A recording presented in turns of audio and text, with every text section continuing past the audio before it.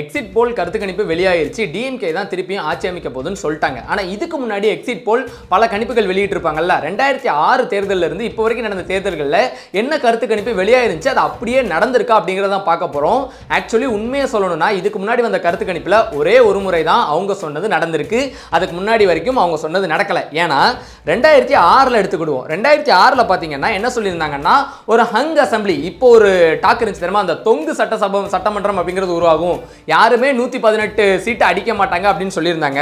ஆனால் அந்த 2006 டிஎம்கே ஒரு கிளீன் ஸ்வீப் அடிச்சு 163 சீட்டு ஜெயிச்சிருந்தாங்க. ஏன்னா அந்த நேரத்தில் ஆன்டி ஏடிஎம்கே அப்படிங்கிற ஒரு அலை தாக்கம் இருந்துச்சு. எல்லாருமே ஏடிஎம்கேக்கு அகெயின்ஸ்டா இருந்தாங்க. அண்ட் 2011 எடுத்துக்கிட்டீங்கன்னா அந்த நேரத்தில் என்ன சொல்லியிருந்தாங்கன்னா, எல்லாருமே ஒரு க்ளோஸ் காம்படிஷன் போகும். ஏன்னா இந்த பக்கம் டிஎம்கேயும் ஸ்ட்ராங்காக இருக்காங்க, ஏடிஎம்கேயும் ஸ்ட்ராங்காக இருக்காங்க, ஒரு ரொம்ப டைட் காம்படிஷன் இருக்க போதுன்ற மாதிரியான ஒரு ப்ரெடிக்ஷன்ஸ் கொடுத்துருந்தாங்க.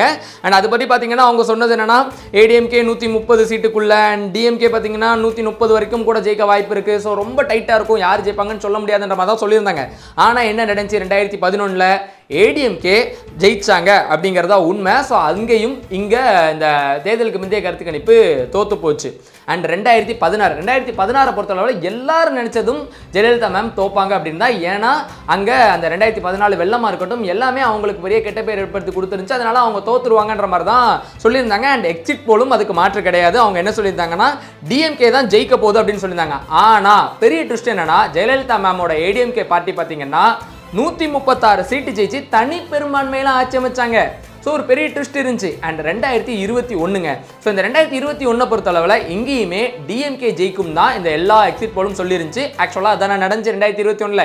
ஏன் அப்படின்னா அங்கே ஏடிஎம்கே எப்படி இருந்துச்சுன்னு சொல்லி நம்மளுக்கு தெரியும். அது பல பகுதிகளாக பிரிஞ்சு கிடந்துச்சு. ஸோ அந்த நேரத்தில் அவங்க 2021 ப்ரெடிக்ட் பண்ணதை அக்யூரேட்டாக நடந்துச்சு. அதில் பல நிறுவனங்கள் ப்ரெடிக்ட் பண்ணியிருந்தது 150லேருந்து 170 சீட் அப்படின்னு சொல்லியிருந்தாங்க டிஎம்கே அலையன்ஸ். அண்ட் அவங்க அதை எடுத்தாங்க. ஸோ இதுதான் இது வரைக்கும் நடந்த எக்ஸிட் போலோட ஹிஸ்ட்ரி. ஸோ நீங்கள் என்ன நினைக்கிறீங்க, இந்த முறை டிவிகே வெல்லும் சொல்லி ஆக்சிஸ் மை இந்தியா அப்படிங்கிற அது ஒரு நிறுவனம் மட்டும் சொல்லியிருக்கு. ஸோ அதை பற்றின உங்களோட கருத்துக்கள் என்ன? டிஎம்கே திருப்பி ஆட்சி அமைக்குதா, ஏடிஎம்கே ஜெயிக்க போகுதா, இல்லை டிவிகே ஆட்சி அமைக்க போகிறாங்களா? இதுதான் எக்ஸிட் போலோட ஹிஸ்ட்ரி.